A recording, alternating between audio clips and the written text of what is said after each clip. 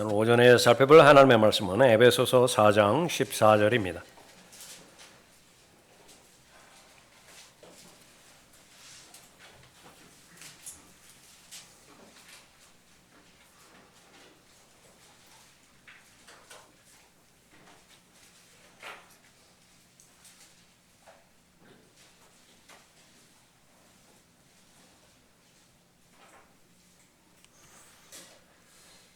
(14절부터) (16절까지) 받들어 읽겠습니다.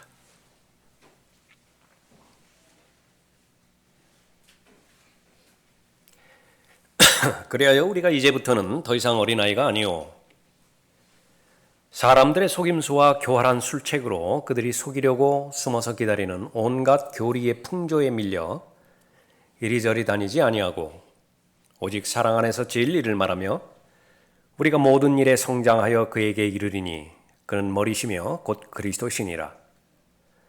그로부터 온몸이 각 부분의 분량 안에서의 효과적인 역사를 따라 각 마디를 통하여 공급을 받아 알맞게 결합되고 체격이 형성되어 몸을 성장시키며 사랑 안에서 몸 자체를 세워 나가느니라.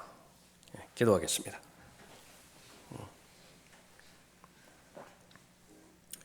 귀하신 아버지 하나님, 오늘도 최상의 경배드릴 수 있도록 모든 여건 구비시켜 주심을 감사드립니다. 무엇보다도 또 하나님을 사랑하고 또 하나님을 귀히 여기는 거듭난 하나님의 자녀들 불러 모아 주시어서 한 마음으로 하나님을 찬양하며 또 한 가지 마음으로 하나님 앞에 간구하며 또 이제 준비된 마음으로 하나님의 말씀을 경청하고자 그렇게 주님을 바라고 있습니다. 각 사람의 상황을 주님께서 잘 아시오니 가장 최상의 말씀으로 만나주시고 마음의 변화와 삶의 변화를 통하여 또 하나님께서 영광 받아주시길 원합니다. 저를 주님명으로 충만하게 세워주십시오. 악의 세력이 이 시간 공격하지 못하도록 보호해 주십시오. 주 예수 그리스도의 이름으로 기도드렸습니다.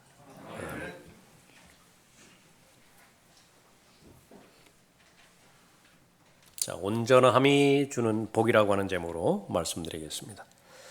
하나님께서 하나님의 자녀들, 그 모임인 교회에 온전함을 허락하기 위해서 하나님께서 은혜 가운데서 은사들을 주셨죠. 여기서 말하는 은사들은 사람들이었습니다. 선지자를 주셨고 사도들을 주셨습니다. 복음 전도자를 주셨고 목사와 교사를 주셨고요. 이것으로 대표되어지는 모든 하나님의 자녀들은 이 지역교회의 기둥과 터전이 되어야 됩니다. 지금 하나님의 자녀들이 주신 은사대로 좋은 영향을 받아서 이루어야 되는 그런 목표가 있는 것인데 이것은 여러분의 가정과 교회를 함께 생각해도 됩니다. 제일 우선적으로 하나님께서는 여러분의 가정과 하나님의 피로 사신 교회가 온전하게 되어지기를 원하는 것입니다. 그러니까 하나님께서 베풀어 주신 모든 은혜, 모든 은사, 1차적인 목표는 성도가 온전하게 되어지는 것입니다. 어떻게 하면 하나님의 자녀가 온전하게 될 수 있는 것이냐? 수혜자가 되면 됩니다. 그러니까 여러분을 위해서 하나님께서 베풀어 주신 선물들이 있습니다. 선물들을 받아들이면 돼요. 주신 은사가 있죠. 그 은사를 여러분의 것으로 만들면 되죠. 선지자와 사도, 분명한 목적이 있기 때문에 교회에게 주셨습니다. 복음 전도자 역시 마찬가지였죠. 목사와 교사 역시 마찬가지십니다. 그 수혜를 여러분이 마음껏 누릴 수 있다라고 한다면 하나님의 말씀은 보장하죠. 성도를 온전하게 하는 것입니다. 성도를 온전하게 되어지는 과정은 서로 섬길 때 가능합니다. 그래서 섬기는 일을 하게 해야 돼요. 가장은요, 이 자녀들이 시간이 지나면서 서로 섬기는 일을 하도록 그렇게 잘 가르쳐야 되고 주의 교훈과 훈계로 가르쳐야 됩니다. 또 훈련할 수 있어야 되죠. 목자들은 역시 마찬가지입니다. 성도들을 계속해서 피동적으로 만들어 놓는 것은 직무유기예요. 가장 적극적으로 자신이 홀로 서게 되어지는 것부터 시작해서 이제는 다른 사람을 이렇게 잘 돌볼 수 있게 해야 되죠. 또 그 결과 그리스도의 몸을 세우게 하는 것이고요. 그리스도의 몸은 한 믿음과 한 교리 안에서 세워지게 되어지는 것이죠.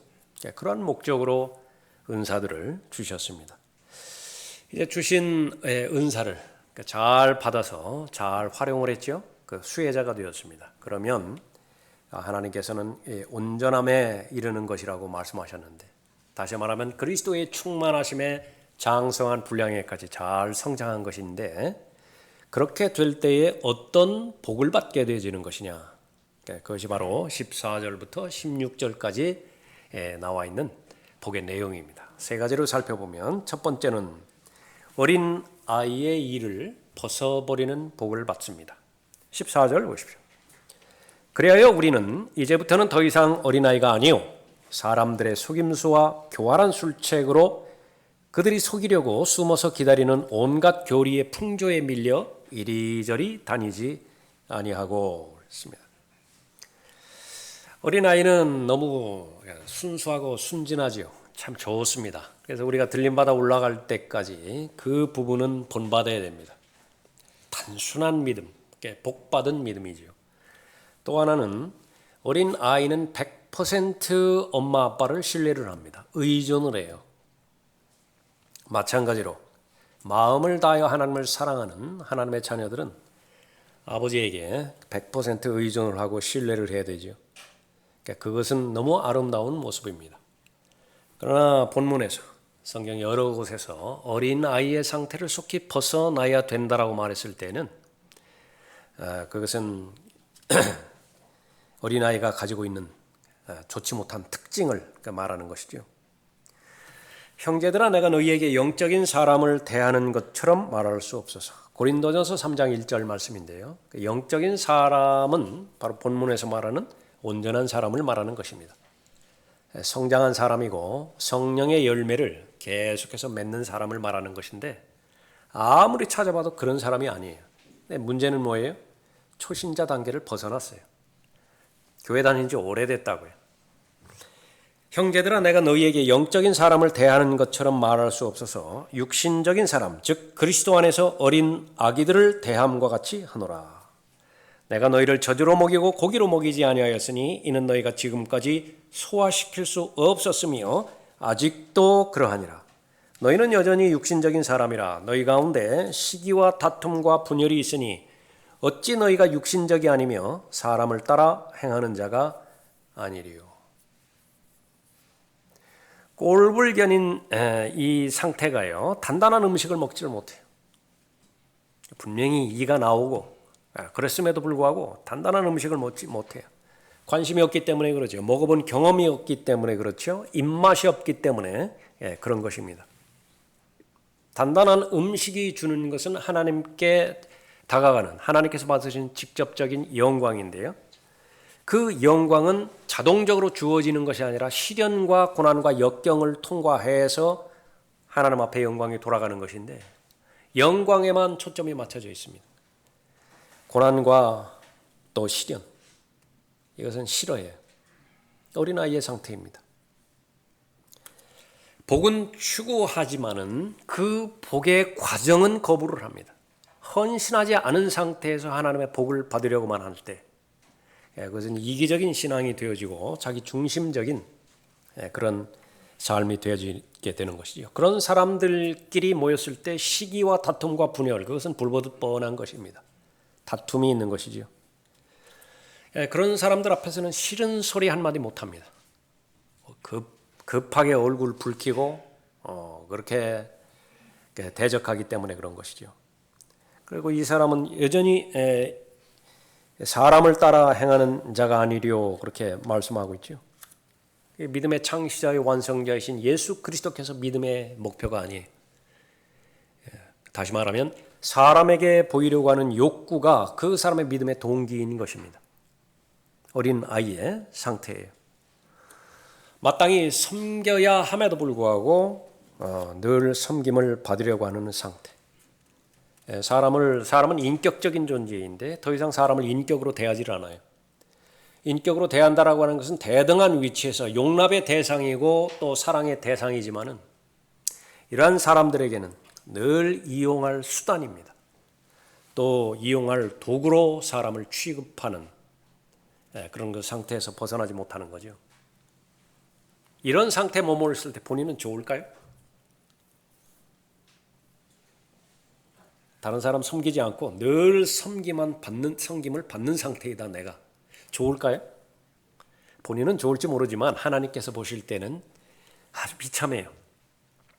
그렇기 때문에 속히 벗어나라라고 하는 것인데, 온전한 상태에 이르게 되면, 다시 말하면 하나님께서 주시는 은사들이 있습니다. 개인적인 은사도 있죠. 교회에게 주시는 은사도 있습니다. 그런 은사들의 충분한 수혜자로서 그 혜택을 누린다라고 한다면 제일 먼저 어린 아이의 상태에서 벗어나게 되는 것입니다. 이 어린아이 상태에서 벗어나지 못하면 계속해서 미혹된 삶을 살 수밖에 없습니다. 그래야 우리가 이제부터는 더 이상 어린아이가 아니요 사람들의 속임수와 교활한 술책으로 그들이 속이려고 숨어서 기다리는 온갖 교리의 풍조에 밀려 이리저리 다니지 아니하고, 사탄에게 미혹되는 미혹, 여기서 벗어나지 못합니다. 제일 먼저 온갖 교리의 풍조에 밀린다 그랬죠. 우리가 생을 시작하는 이 세상은 악한 세상입니다. 그 악한 세상을 이루는 소프트웨어는요, 세상의 풍조예요. 그 개발자는 누구냐 그러면 바로 이 세상의 신인 마귀입니다. 어느 것 하나 긍정적인 것이 없어요. 근데 게다가 마귀는 마귀의 교리를 가지고 있습니다. 하나님은 하나님의 건전한 교리를 가지고 있죠. 그 교리의 목적은 사람을 온전한 사람으로 만들기 위함입니다.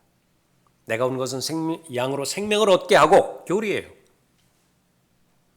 교리의 본을 마음으로부터 순종했을 때에 생명을 얻게 되는 것입니다. 더 풍성한 삶을 얻게 하려는 것이라. 다시 말하면 온전한 사람이 되어서 누리지 못할 자유가 없어요. 어느 영역에 있어서나 나는 자유롭고, 또 하나님께서 허락해 주신 그 의의를 마음껏 향유하는 것입니다. 그러나 마귀의 교리는 무엇이에요? 그것은 죽이는 교리입니다. 도둑질하는 교리이고요. 그 목적은 멸망시키는 데 있습니다. 마귀의 목적에 맞게 늘 살해당하고 희생당하고 있는 것마저도 빼앗기고 도둑질당하고 미혹당하고 사기당하고, 그러다가 결국은 멸망당하는 것은요, 마귀의 교리를 받아들였기 때문에 그래요. 어린아이의 상태입니다. 이제 성령께서 분명히 말씀하시나니 마지막 때에 어떤 자들이 믿음에서 떠나 미혹하는 영들과 마귀들의 교리들을 따르리라. 마귀들의 교리는 하나님의 말씀을 왜곡시켜서 하나님의 말씀의 능력을 경험하지 못하게 하는 것인데, 믿음의 창시자의 완성자이신 예수 그리스도, 그 예수 그리스도의 영광스러운 복음의 광채가 비치지 못하도록 이 세상의 신은 방해하고 있습니다. 무엇을 가지고요? 마귀의 교리를 가지고.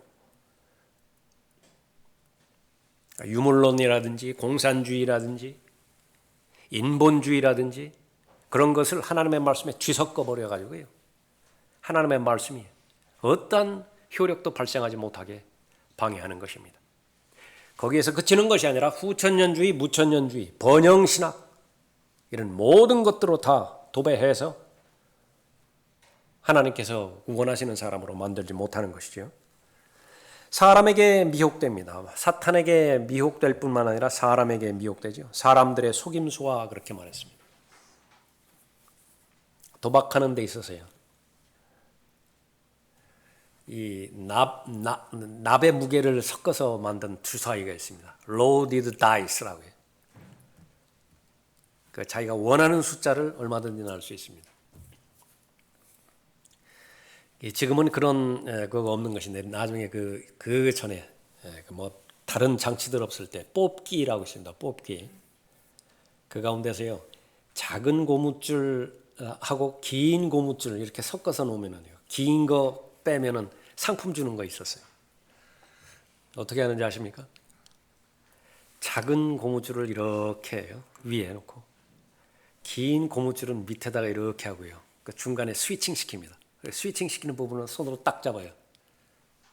그러니까 위에 두 개 나와 있으면 무엇을 잡든지 작은 거 나오게 돼 있어요. 우리 꼬마들 아무것도 몰라요. 그런데 5번에 한 번 정도는 긴 거 잡게 해줘야 되죠. 그렇게 했다가 어린 아이들에게만 그렇게 미혹되어지는 장치인 것이냐? 사람들의 속임수, 시간이 지나면 지날수록 성경의 예언은요 스스로 속고 속이는 거예요. 디모데후서 4장에 의하면 서로 속고 속이는 그런 그 삶 가운데서 거짓 교리를 가지고 교회 놀이하는 한 어떠한 사람도 영생을 소유할 수 없는 것입니다. 교활한 술책이 나오죠. 이것은 마귀가 가지고 있는 술책을 말하는 것인데, 너희는 마귀의 술책에 대항하여 설 수 있도록 하나님의 전신갑옷을 입으라.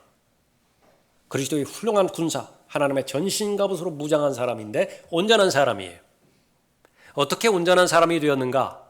하나님께서 은혜 가운데서 교회의 은사로 주신 그 은사를 누리는 사람입니다. 온전하게 되었을 때에 더 이상 마귀의 술책에 넘어가지 않는 것입니다. 하나님의 말씀을 부지런히 읽고 공부하고 자신의 인생의 반평생을 신학을 공부하는 데 바쳤음에도 불구하고 마귀의 술책에 넘어가서 그것은 결코 하나님을 위한 것도 아니고 하나님의 영광을 위한 것도 아니라 오히려 하나님을 대적한 그 결과로 발견되었을 때 얼마나 비참하겠어요? 온전함에 이르러야 됩니다. 누구든지 왕국의 말씀을 듣고도 깨닫지 못할 때에 악한 자가 와서 그 사람의 마음에 뿌려놓은 것을 빼앗아가나니 길가에 씨가 뿌려졌다는 것은 곧 이 사람을 두고 말하는 것이요. 왕국의 말씀을 들었는데 깨닫지를 못해요. 그런데 그 주체를 보았더니요, 그 배후에 마귀가 도사리고 있다라고 하는 사실입니다. 마귀는 인간의 타락한 본성에 호소합니다. 나름대로 정연한 논리를 설정해 놔요. 그럴듯한 언변을 통해서 진리를 대적하는 거짓 체계를 세웁니다. 사람들은 이성이 최종 권위가 되기 때문에 이성적으로, 다시 말하면 논리적으로 설득만 된다라고 한다면 신념 체제로 받아들이는 경향이 있습니다. 아주 취약한 부분이죠. 그러면 누가 그 부분으로부터 분별할 수 있는 것이냐? 거듭나야 됩니다. 거듭나기만 했다고 해서 그 분별력을 갖는 것이 아니라 거듭난 상태에서 사도와 선지자, 복음 전도자, 목사와 교사의 귀한 가르침으로 잘 배움으로 인해서 그리스도를 잘 배워나갈 때만이 거짓 체계냐 아니면 건전한 교리로 이루어지는 믿음의 체계인 것인가를 분별할 수 있는 것입니다. 온전하게 이르렀을 때에 그 하나님께서 주시는 복, 여러분들이 누리는 축복, 그것은 어린 아이의 일을 벗어버리는 것입니다. 내가 어린 아이였을 때는 어린아이같이 말하고 어린아이같이 이해하며 어린아이같이 생각하였으나 어른이 되고 나서는 어린아이의 일들을 버렸노라. 어린아이였을 때는 멀리 보지 못합니다. 영적인 안목이 없어요. 아직 철이 덜 든 우리 학생들, 고등학생들, 방학 때면 아주 신나게 놀 거예요. 아직 철이 덜 든 청년들, 시간 나면은 계속 그것을 시간 낭비하는 데에 계속 시간을 쓸 거예요. 그러나 철이 났다고 한다면 그 시간을 자기가 잘 관리할 것입니다. 생산적인 일들에 투자할 것이에요.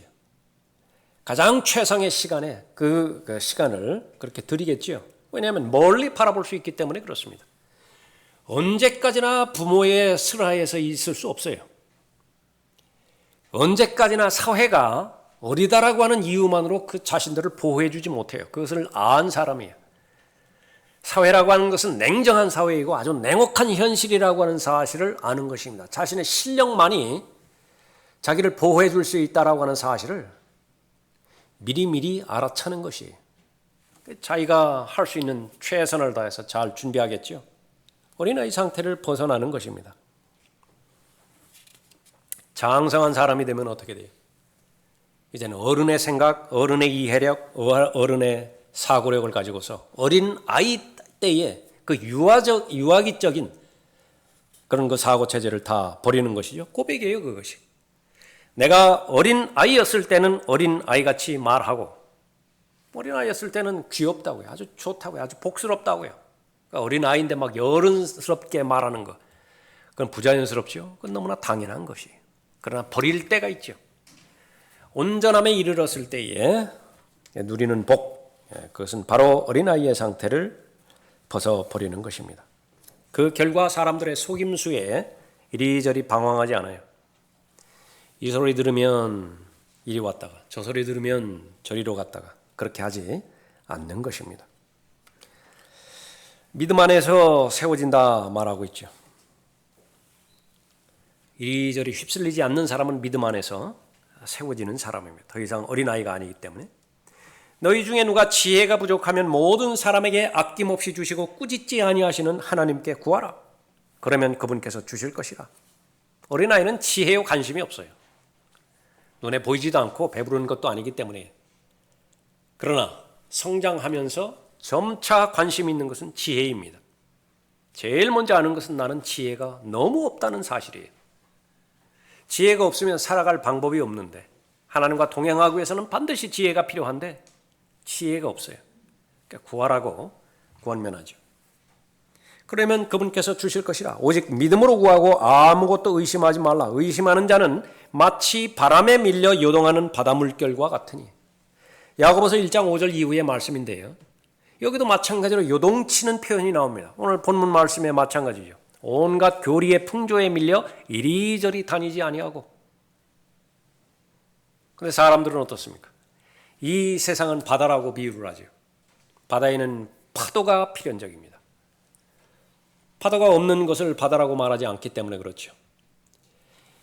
출발하는 항구에서 목적하는 항구까지 건널 때까지는 파도는요, 지속적으로 다가오게 되어 있습니다. 그 파도를 넘기 위해서는요, 자이로스코프가 반드시 필요합니다.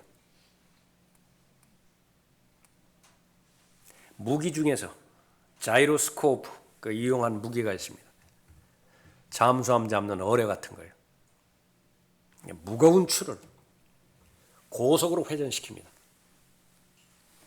그러면 주변의 움직임과는 상관없이 목표가 설정된 부분을 향해서 계속 가는 것입니다. 처음에는 어뢰를 실어 나가는 그 기구에 태워서 자이로스코프가 포함된 그 폭탄을 실죠. 그 중간에서 그걸 이제 벗어납니다. 우주 그 항공기가 이렇게 가다가 그래서 1차, 2차 분리되듯이 말이죠.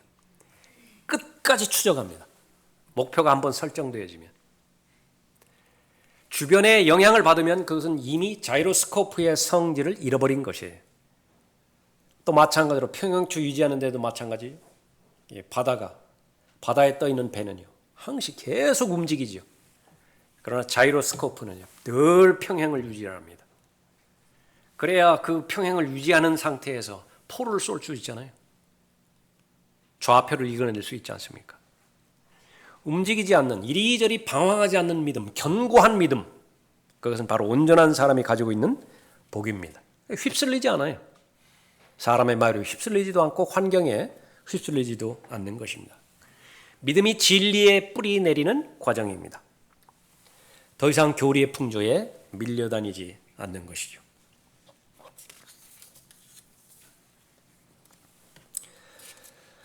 은사를 주신 목적, 그것은 온전하게 이르는 것입니다. 온전하게 이르렀을 때에 하나님으로부터 복을 받는 것인데, 그 온전함에 이르는 복, 두 번째는 위선적인 삶을 살지 않는 것입니다. 위선적인 삶을 살지 않는 것이. 15절 보십시오. 오직 사랑 안에서 진리를 말하며 우리가 모든 일에 성장하여 그에게 이르리니 그는 머리시며 곧 그리스도시니라. 사랑 안에서 진리를 말하며. 부러운 사람입니다. 나도 그렇게 되고 싶다고요. 내가 그것이 거짓말인 줄 알아요. 그럼에도 불구하고 거짓말을 해요. 그 자괴감, 그 감당할 만한 사람이 어디 있겠습니까?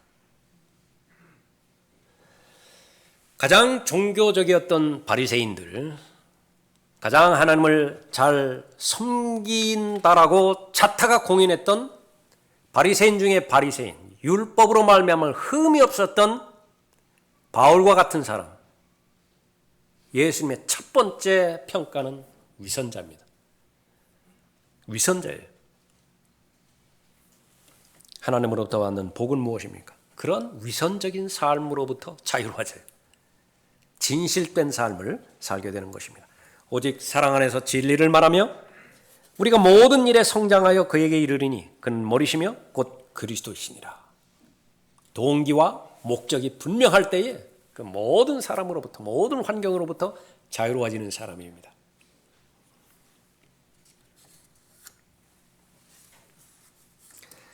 그리스도인은 하나님의 진리의 말씀을 알아야 되죠.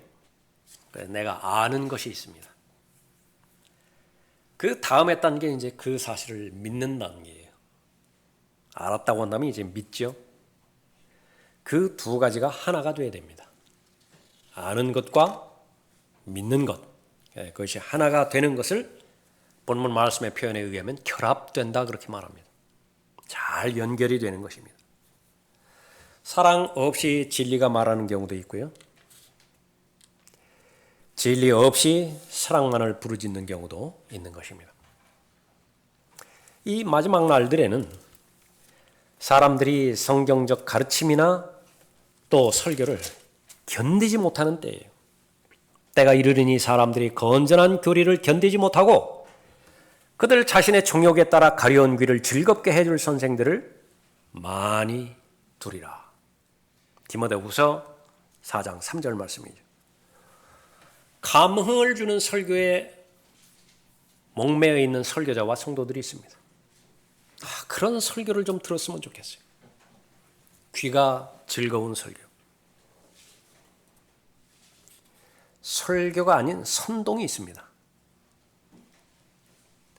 나치주의자들이 나치즘이나 파시스트 아주 전문가들인데 거기서 기웃기웃거려요. 그 주변에서 사람들 선동하려고. 아주 불쌍한 사람들입니다. 여러 가지 이상한 교리로 사람들의 관심을 끄는 사람들. 그 전문 용어가 있다고요. 뒤통수 치는 설교를 해요. 그것이. 문제는 그러한 모든 과정과 순서들을 통해서 예수 그리스도께로 더 가까이 다가가면은 아무 문제가 없습니다. 그러나 문제는 그러한 가르침과 그런 설교들을 통해서 더욱더 그리스도의 충만하심에 장성한 분량에까지 이르는 것이냐? 그것은 다른 말로 하면 성령의 열매를 계속해서 지속적으로 맺어가느냐? 예수 그리스도는 은혜와 진리가 충만하신 분인데 그 예수 그리스도의 은혜의 성품, 진리의 성품을 밖으로 표현하는 성령의 열매가 내 인격 가운데서 맺히더냐? 사랑 안에서 진리를 말하는 것입니다. 하나님의 말씀을 너희에게 들려주고 너희를 다스리던 자들을 기억하고 그들의 행실의 결과를 관찰하여 그들의 믿음을 따르라. 히브리서 13장 7절 말씀입니다. 하나님의 말씀을 너희에게 들려주고 너희를 다스리던 자들을 기억하고 그들의 행실의 결과를 관찰하여 그들의 믿음을 따르라. 하나면 됩니다. 예수 그리스도 중심의 가르침과 설교던가. 예수 그리스도는 어제나 오늘이나 영원토록 동일하시니라. 여러 가지 이상한 교리들에 끌리지 말라. 하나님의 말씀일 수 있어요. 그러나 먼저 그러지 말라는 거예요. 여러 가지 이상한 교리들에 끌리지 말라. 마음은 은혜로서 굳건하게 하는 것이 좋고 아멘입니다. 여러분의 은혜는 여러분의 마음은 은혜로 꽉 차 있어야 돼요. 굳건하게 하는 것이 좋고 음식으로 할 것이니 아니니 음식을 따라 처신한 자들은 유익을 얻지 못하느니라. 그래서 우리는 지식이 절대적으로 필요합니다. 하나님의 은혜가 절대적으로 필요해요. 그러나 우선순위가 있습니다. 먼저 은혜 아래서 자라가고 그 다음에 지식 안에서 자라가는 것이 절대로 그 두 가지 사실을 우선순위를 바꾸면 안 되는 것입니다. 오직 은혜와 우리 주 곧 구주 예수 그리스도를 아는 지식 안에서 자라가라. 영광이 이제와 영원토록 그에게 있을지어다. 사랑 안에서 진리를 말하는 능력을 갖는 사람. 여러분이 어떤 대화에 참여하든지 어떤 진리의 말씀을 다른 사람에게 전달해 주든지 그것이 사랑 안에서 진리를 말할 수 있다라고 한다면 그것은 복입니다. 그런 상태에 있는데 하나님 앞에 감사의 기도가 좀 모자랐습니까? 넘치도록 드리십시오. 아무나 할 수 있는 것이 아니기 때문에 그렇습니다. 영적인 것들 안에서 지속적으로 성장하게 되는 그런 그 복이 그 사람에게 주어진다 말하면 우리가 모든 일에 성장한다 말이죠.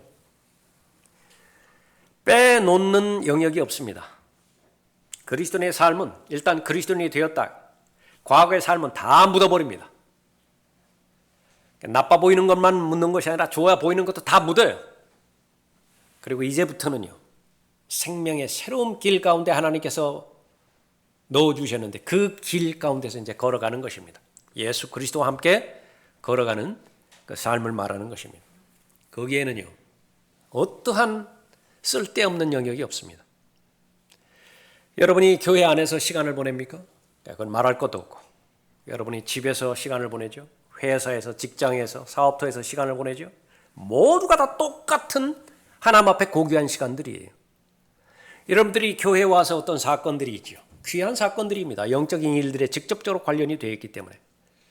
그러나 마찬가지로 교회 밖에서 일어나는 사건들 그 가운데서도요. 모두가 다 중요한 일들이에요.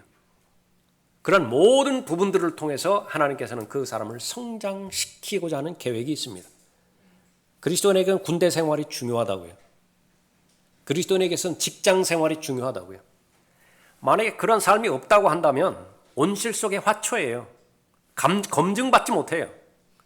문제는 그러한 삶에서 시간을 보낸다는 그 자체가 의미가 있는 것이 아니라 거기서 반응을 잘해야 돼요.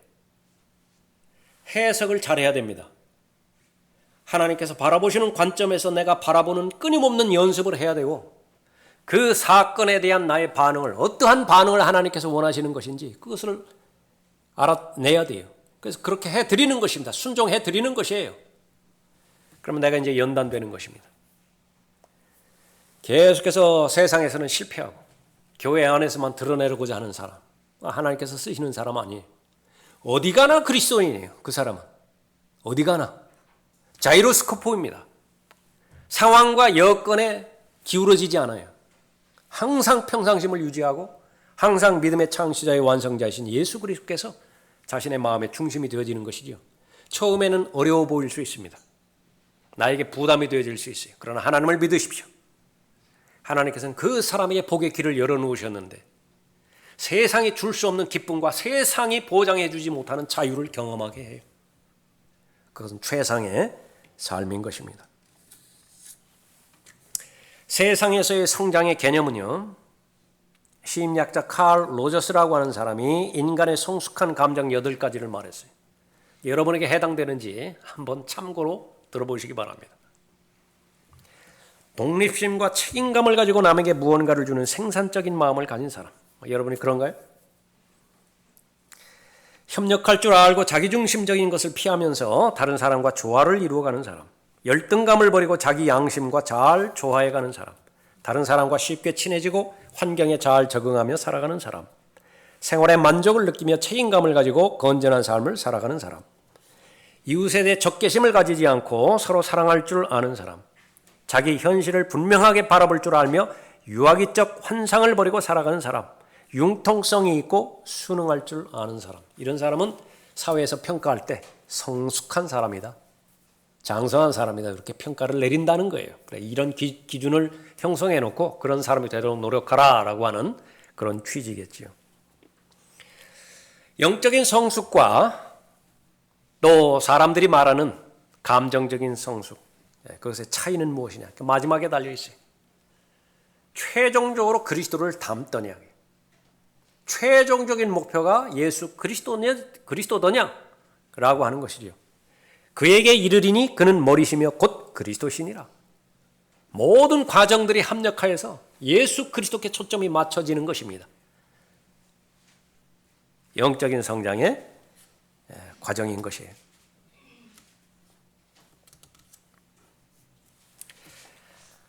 믿음의 목표가 사람이 되어지는 경우가 종종 있습니다. 이 마지막 날들은 더 말할 것도 없이요. 이 하나님이 변질돼서 온통 변질되는 것이죠. 성경에서 말하는 사랑도 변질돼서 왜곡된 사랑으로 세상을 채웁니다. 교회를 채워요. 가정을 채워요. 돈 사랑, 자기 자랑, 쾌락 사랑이에요. 근데 이름은 사랑이라고요. 하나님도 변질돼서 알지 못하는 신이 돼버렸어요. 그 결과는 어떻게 되는 것이냐면 인간 지도자가요, 교주가 돼버렸습니다. 신격화돼 버렸어요. 제자 훈련 하는데 처음에 동기는 예수 그리스도의 제자로 만드는 것이었을 것이라고요. 교단화되고 교리화되고 교리가 이용 수단이 되어서 사람의 제자를 만들어 버리는 것입니다. 세뇌시켜 버렸어요. 교단의 종을 만들어 버리고 하나님의 종이 아니라. 그러나 분명히 알아야 되는 것은 취임낸 요한의 사역을 우리는 잊어서는 안 됩니다. 취임낸 요한의 사역은 이스라엘에게 예수 그리스도가 자신의 메시아임을 나타내는 것이었어요. 그것을 다 이루었죠. 사라지는 것입니다. 더 이상 계속 두드러지면 안 돼요. 자기는 절대로 신랑이 아니에요. 신랑의 친구일 뿐이에요. 신랑의 친구로서 신랑의 영광에 대해서 기뻐하지만 시기하는 것이 아니에요. 기뻐하지만 그러나 사라져 가는 그런 대상이라 말하는 거죠. 그러므로 내게는 이런 기쁨이 충만하니라. 그분은 융성해야만 하나 나는 쇠잔해야만 하리라. 우리 육신도 마찬가지입니다. 새 사람은 바로 예수 그리스도의 정확한 성품이죠. 그러나 옛사람은요, 그 새 사람과 반목하는 성품입니다. 그 옛사람은 계속해서 사라져가야 돼요. 사라져야 돼요. 죽어야 되는 것입니다. 그래야 내 안에 계신 예수 그리스도께서 드러나십니다. 영광 받으시는 것이죠. 진리를 말하기 위해서는 하나님의 말씀을 부지런히 공부해야 됩니다. 누구는 진리를 말하고 싶지 않나요? 그런데 내 안에 진리가 있어야 진리를 말하죠. 확신이 있어야 진리를 말하죠. 만물의 마지막이 가까웠으니 그러므로 너희는 정신을 차리고 깨어 기도하라. 예수 그리스도의 재림은 점점 더 가까이 다가옵니다. 4월달이 됐으니까 한 달 더 가까워졌죠. 지난주 지났으니까 한 주 더 가까워졌죠. 그랬을 때에 정신 차려야 될 영역은 무엇이냐? 준비해야 될 그런 영역은 무엇인가? 무엇보다도 서로 뜨겁게 사랑하라. 이는 사랑이 허다한 죄들을 덮기 때문이니라. 불평하지 말고 서로 대접하며 각 사람이 받은 은사대로 하나님의 다양한 은혜를 맡은 선한 청지기같이 서로 섬기라. 만일 누가 말하려거든 하나님의 말씀처럼 말하고, 그리스도인들의 대부분의 섬김은 말에 의합니다. 복음 전파부터 시작해서 진리의 말씀을 올바로 나눠서 공부하는 과정, 모든 부분이요 다 말에 달려 있는데, 성숙한 교회이면 교회일수록 말로 상처받는 지체들이 없어야 돼요. 강성한 교회는 말에 대해서 실수가 없는 교회여야 되는 것입니다. 그러면 적극적으로 하나님의 말씀을 대변하면 됩니다. 은혜 가운데서 사랑 안에서 누가 말하려거든 하나님의 말씀처럼 말하고, 또 누가 섬기려거든 하나님께서 공급하시는 능력으로 하는 것처럼 하라. 그럴 때에 하나님께서는 영광 받으시는 것입니다. 베드로전서 4장 7절 이후의 말씀인 것입니다. 하나님의 말씀을 내가 귀로 듣지요. 하나님의 말씀을 내가 눈으로 읽지요. 그러면 내가 읽은 이 활자들이요, 일단 내 눈으로 들어오기까지는 활자예요. 일단 내 귀로 들어오기까지는 음파입니다. 그러나 이것이 내 안으로 들어와서 뇌를 통해서 마음으로 들어갈 때까지는 이제 변화가 돼요. 도란스 있죠, 도란스. 들어보셨습니까? 220, 110 서로 바꿀 수 있다.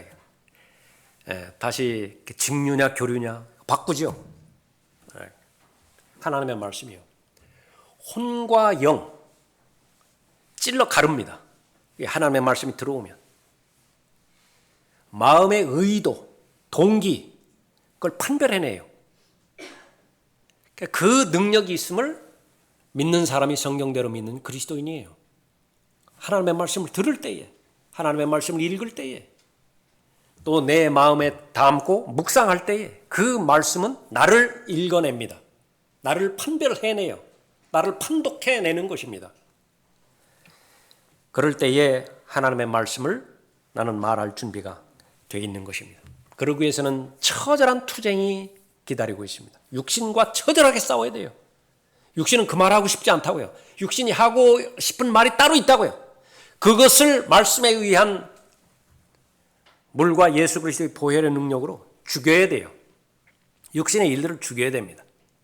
성령 하나님의 음성에 순종하기 위해서 그렇게 해야 되는 것입니다. 사랑 안에서 진리를 말하는 것인데요. 사람이 지성을 통하지 않고서는 온전한 사랑에 도달하지 못합니다. 하나님을 사랑하되 마음을 다하여 생각을 다하여 지성을 다하여 하나님을 사랑할 때에만 온전한 사랑이 되는 거예요. 온전한 사람의 특징은요, 그 지성이 하나님의 말씀으로 잘 무장되어 있는 사람입니다.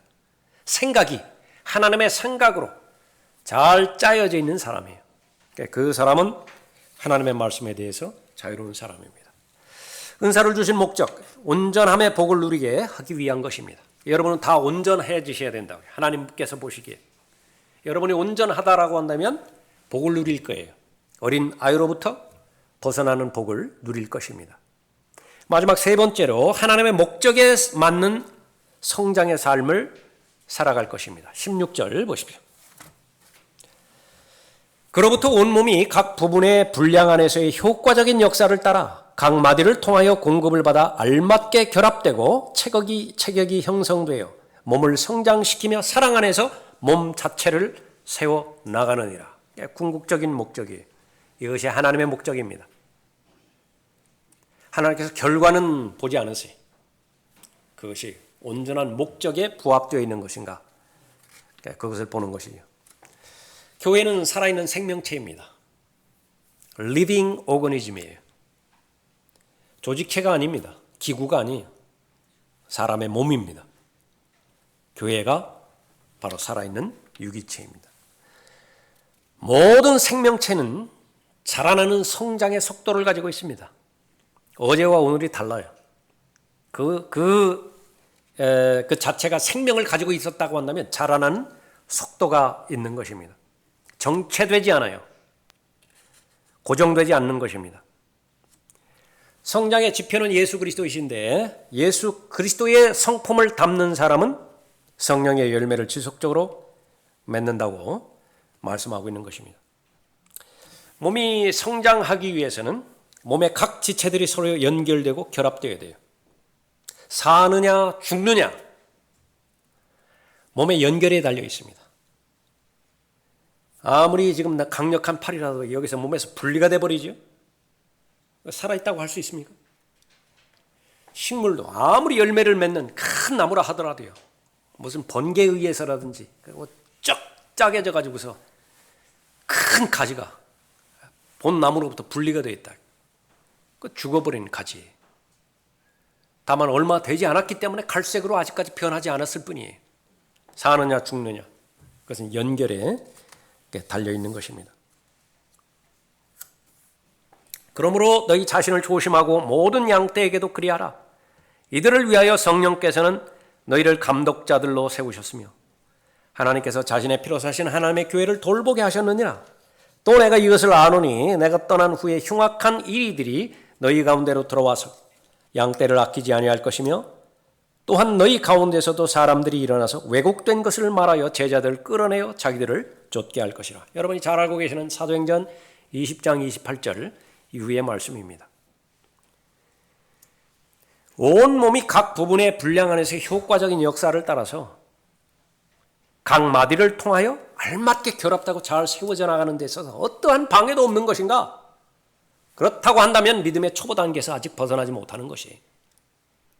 성장하기 위해서는 반드시 저항력을 이길 수 있어야 됩니다.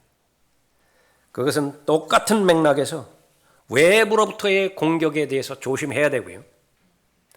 내부로부터의 공격에 대해서도 잘 대비하고 있어야 된다, 그렇게 말합니다. 외부의 공격에 대해서는 여러분은 아주 특권 중에 특권인 교회를 잘 다니고 계십니다. 지금까지 일어났던 수많은 영적 전쟁들,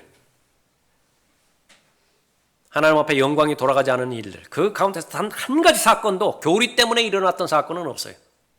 교리가 맞지 않아서 이 교회를 떠나겠다.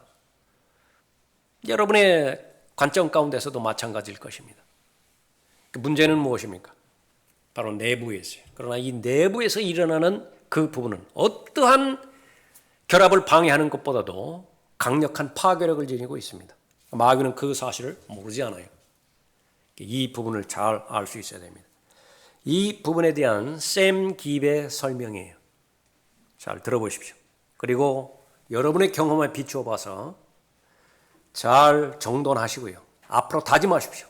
절대로 이런 사람이, 나도 이러한 사람이 되어서는 되지 않겠다라고 그런 결심을 하시기 바랍니다. 이들은 처음에는 좋았다. 내부에서 일어나는 분란을 말하는 거예요. 이들은 처음에는 좋았다. 신실하기도 했다. 그러나 마침내 악한 행동으로 끝난다. 이들은 나름대로 교회의 사역의 일익을 담당했던 사람들이었다. 대개 목사가 그들이 동의할 수 없는 일을 행할 때 문제가 일어난다. 그것은 죄도 아니고 교리에 관한 것도 아니다. 단지 어떤 것이다. Just something. 그들은 끼리끼리 전화를 돌려 소위 기도 요청을 퍼뜨리기 시작한다. 자신들을 따라오지 않는 자는 누구라도 제거된다. 이 사람들과 이리들이 다른 점은, 밖으로부터의 공격의 일이라고 말했죠. 다른 점은 무엇이냐? 그들이 행하는 것이 완전히 정의로운 것이라고 생각하는 것이다. 왜냐하면 자신들이 생각하기에 자신들이 옳기 때문이다. 그들은 심장을 때리는 충격으로 교회를 분열시킨다. 왜냐하면 자신들이 행하는 것이 옳다고 생각하기 때문이다. 그들은 단 하나의 자비도 없이 목사를 공격한다. 전화를 걸고 편지를 쓰고 하여 목사 자체와 그의 사역을 파멸시킨다. 왜냐하면 자신들이 옳기 때문이다. 문제는 무엇인가? 사람들이 자신을 따르지 않았기 때문이다. 중간에 생략하고요. 당신이 신실한 그리스도인이라고 한다면, 그래서 불이익을 받았다고 느낀다면 보복하려거나 복수하려 하지 말라. 그리스도인은 옳은 일이라는 명분으로 교회를 파괴시킬 수 있다. 대단히 중요한 명제입니다. 옳은 일이라고 생각하고 옳은 일을 주장하고 진행하는데 결과가 교회가 파괴될 수도 있다라고 하는 사실이에요. 마귀의 술책입니다. 그리스도인은 옳은 일이라는 명분으로 교회를 파괴시킬 수 있다. 당신이 하는 말과 당신이 하는 행동이 교회를 해치고 목사를 해치고 다른 그리스도인들을 해치는 것이라고 한다면 그 행동을 그만 멈추라. 당신이 아무리 올바르다 해도 그렇게 하라. 영적 분별력이 없으면 분별하지 못해요. 문제는 뭐냐면 그에게까지 잘하는 것이나 그렇죠. 내 목표는 그렇게 해서 내가 올바르다고 결정하고 판단한 모든 부분들이 해서 교회가 세워지더냐라고 하는 거예요. 그리스도인의 말도 잘 훈련이 되어야 되죠. 그리스도는 1차적으로 거짓말을 해서는 안 됩니다. 사실인 것만 말을 해야 돼요. 그게 최소한의 조건입니다. 사실이 아닌 것을 말을 했다. 그것은 자백해야 돼요. 하나님께서 그 사람 쓰지 않습니다. 그러니까 확인된 사실을 먼저 검증하는 것이 여러분이 하셔야 될 일이에요. 들리는 소문에 의해 가지고 한 사람 건너서 받은 사실을 그 사실로 받아들여서 얘기할 때에 후회하는 일만 남게 되는 것이죠. 또 하나는 사실이라고 해서 그 말을 다 이야기해도 되는 것인가? 절대로 그렇지 않아요. 합법적이라고 해서 모든 것이 유익이 되는 것이 아니라고 하는 것이 성경의 권면입니다. 오히려 그 말을 하지 않음으로 인해서 시간을 기다려 줌으로 인해서 그 지체가 더 세워질 수 있다고요. 스스로 알아갈 수도 있다고요. 그런 분별력을 교회는 가지고 있어야 되죠. 누가 그렇게 가능한 것이냐? 장성한 분량이 있는 사람이에요. 온전한 사람입니다. 하나님께 주신 복들이 있죠. 무엇입니까? 어린아이의 일을 버릴 수 있는 복을 주신 것입니다. 위선적인 삶을 살지 않아요. 어느 상황과 여건에서든지 자신이 있습니다. 담대합니다. 어떤 삶을 살든지 하나님의 목적에 맞는 삶을 살아가는 것입니다. 무엇을 생각하든지 무엇을 말하든지 무엇을 행동하든지 다 하나님께 승인되어지는 일들이고 예수 그리스도께서 기뻐하시는 일이고 그의 이름이 드높여지는 일들이에요. 바로 이것이 교회가 하나 되고 교회가 온전함에 이르게 되어지는 하나님의 영원입니다. 여러분의 가정도 마찬가지입니다. 여러분의 가정이 온전하게 되어야 되겠죠. 모든 지체들이 있는데 부모들이 있고 자녀들이 있는데 시간이 지남에 따라서 그 어린아이들이 얼마나 귀한 존재들이었어요. 그러나 이제 시간이 지남에 따라서 주의 교훈과 훈계로 잘 양육되고 또 배워야 될 것 잘 배움으로 인해서 계속해서 청년으로서 또 장년으로서 그렇게 자라갈 때 그것을 보는 부모는 그보다 더한 기쁨이 어디 있겠습니까? 서로가 위선적이지 않고요. 계산하지 않고 동기는 부모가 가진 돈 때문에 반응하는 것인데 그 앞에서는 아버지 어머니 사랑하기 때문에 그런다고. 얼마나 서로 괴로워요. 그거 다 읽혀지는 내용이라고요. 그거 모르지 않아요. 그 부분으로부터 벗어나는 것이죠. 모든 것들을 다 하나님 앞에 아뢰고 모든 하나님께 주신 그런 자원들을 잘 활용했을 때 그것을 활용하는 그때에도 향유하는 것이지만은요. 주님께서 오셔서 결산할 때에도 잘하였다 착하고 신실한 종아 내가 제시한 목적대로 잘 살아냈다고 아름다운 칭찬을 받게 되어지는 것이죠. 그러한 여러분이 되시기 바랍니다. 기도하겠습니다.